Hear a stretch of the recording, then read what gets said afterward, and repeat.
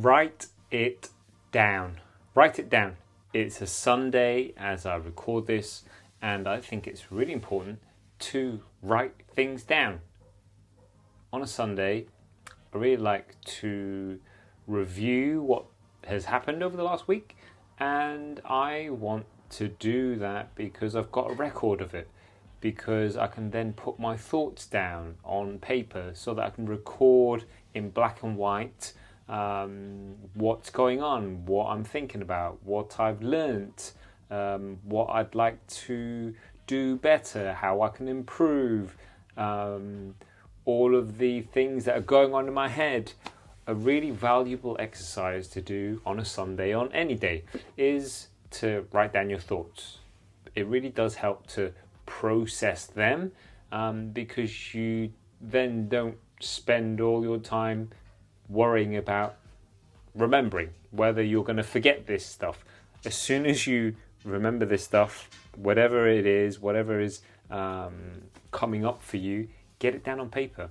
One thing that has been pivotal for so many of our clients at MPRS is the Sunday review, where they sit down and they basically brain dump what is going on with them in terms of all of the things that they're potentially thinking about on a Sunday that would have kept them up in previous months and years, in terms of all the things that they were ruminating over and thinking about that ultimately kept them up. It kept them up. All of those thoughts that were racing around their head because they were going to bed already thinking about what they had to do tomorrow, Monday, Tuesday, Wednesday, the week coming, whatever. And it was literally keeping them up in terms of them literally thinking about all of the things they have to remember to do the next day. Whereas the pure exercise of writing it down is going to help so much, because you then don't have to remember all that stuff. It's down on paper. You're ready to then tackle it in the morning, or maybe tackle it at the point of you writing them down. But it has really helped people to sleep better, because their mind is so much more at ease. They don't have these thoughts racing around their head, swirling around, because it's like juggling so many things in their head, as well as, thinking about what to do to relax.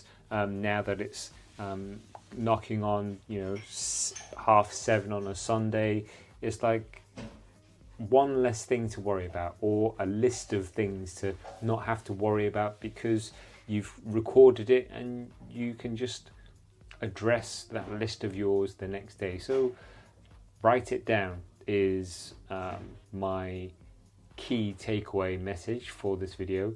Write it down. It will help.